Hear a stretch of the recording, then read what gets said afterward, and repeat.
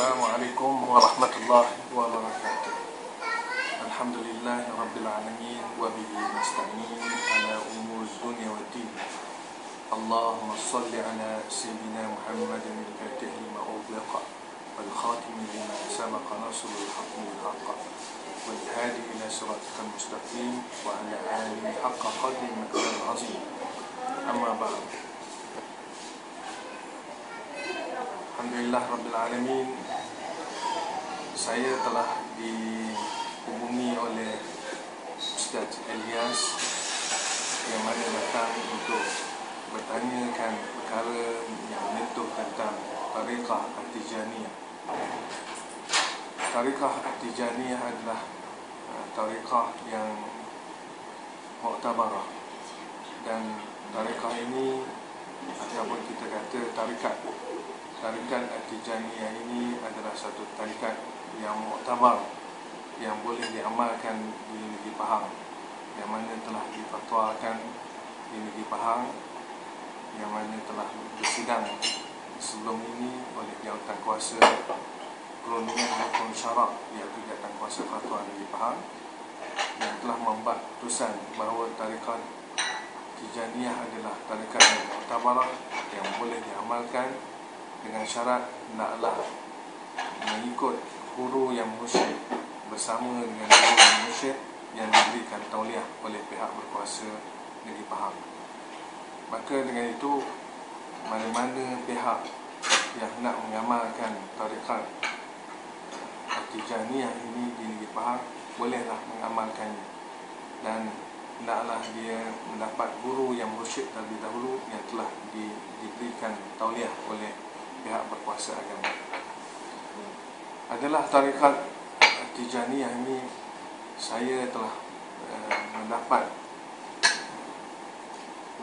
tauliah daripada guru-guru saya, yang mana apabila saya pergi ke Mesir sebelum ini, saya telah diberitahu oleh guru saya, iaitu Al-Fadil Syekh Dr. Rifat Fauzi. Apabila saya bertanya kepadanya bagaimana saya nak mengamalkan zikir-zikir yang mendapat menjadi amalan saya pada setiap hari, beliau mengatakan amalan adalah paling mudah, yang tidak ada masalah untuk kita mengamalkannya, kerana amalan ini amalan yang dilakukan oleh Rasulullah sallallahu alaihi wasallam. Sebagai contoh, Rasulullah beristighfar 100 kali.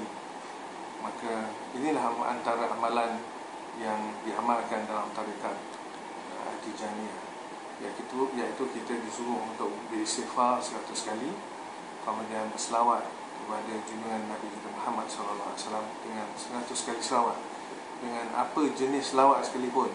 Tetapi dalam tarikat Tijaniyah ini kita diutamakan dengan selawat Al-Fatih. Selawat Fatih iaitu selawat Allahumma salli ala sayyidina Muhammadin al-fatih lima ughliqa wal khatim lima sabaqa nasrul haqq bil haqq wal hadi ila siratikal mustaqim wa ala alihi haqqa qadri miqdaril azim. Inilah di antara amalan pegangan daripada tarikat Tijaniyah, iaitu selawat Fatih. Selawat ini adalah riwayat daripada Sayyidina Ali, yang boleh kita lihat riwayat daripada Imam Ahmad sendiri.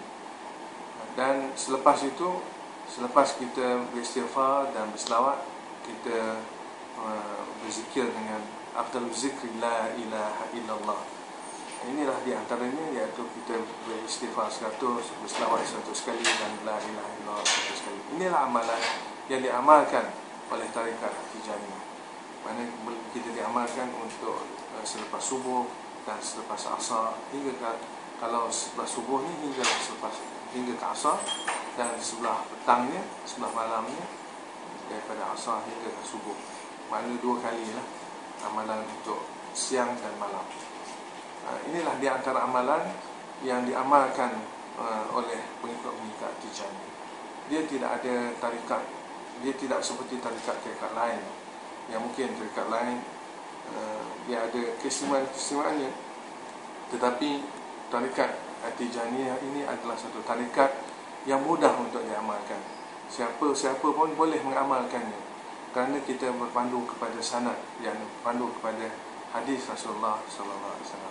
Maka tidak ada sebablah seseorang yang tidak mengamalkannya. Tarikat ini mereka memfitnahkan bahawa tarikat ini sesat atau bid'ah dan sebagainya, kerana dia berpegang kepada sunnah Rasulullah SAW. Mudah-mudahan kita mengharapkan kepada masyarakat Islam, khususnya yang lebih faham dan Indonesia ini, boleh menerima tarikat ini kerana dia adalah berpandu kepada sunnah Rasulullah SAW. Dan tarikat ini telah mendapat pengiktirafan daripada Mufti Mesir, iaitu Syekh Al-Fadhil Syekh Fadilatul Doktor Syekh Muhammad Ali Al-Jumah. Dan apa yang saya nak jelaskan di sini, saya juga telah mengambil tarikat dengan mengambil tauliah sendiri daripada anak kepada Muhammad Al-Hafiz, seorang hafiz, yakni seorang ahli hadis. Bila disebut sebagai hafiz ini, berarti dia telah menghafal lebih daripada 100,000 hadis. Dan di antara syekh yang terkenal pada zaman tahun 50-an, 60-an, dia adalah terkenal di Mesir.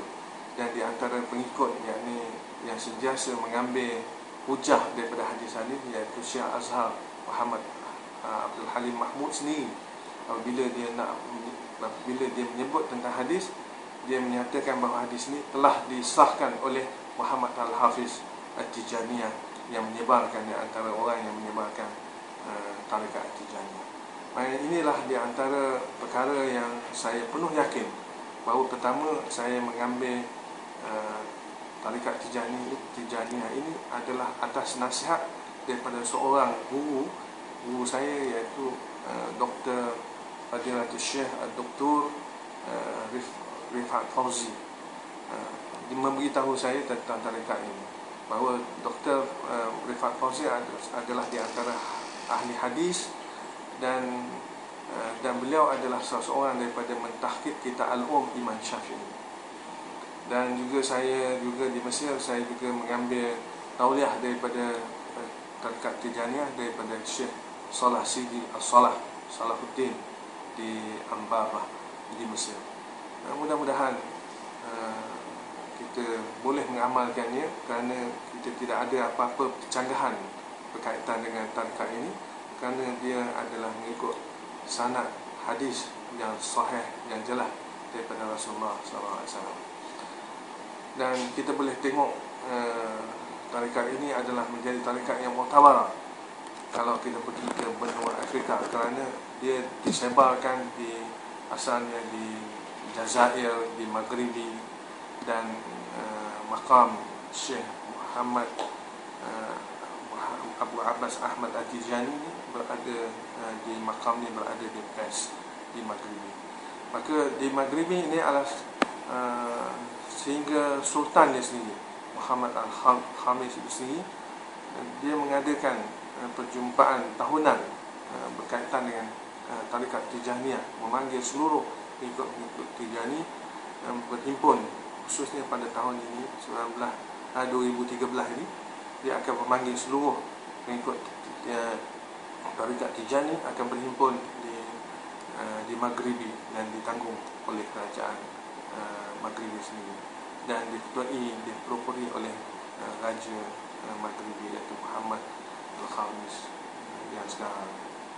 Mudah-mudahan saya mengharapkan tidak ada tomahan-tomahan kepada tarikat ini, kerana dia tidak ada niat yang lain, kerana dia adalah tarikat, iaitu maksudnya kita apabila orang yang mengamalkan tarikat Tijaniyah ini, dia syaratnya dia tidak boleh meninggalkan sembahyang sesuatu dan apa saja daripada yang telah diwajibkan oleh Allah Subhanahu Wa Taala.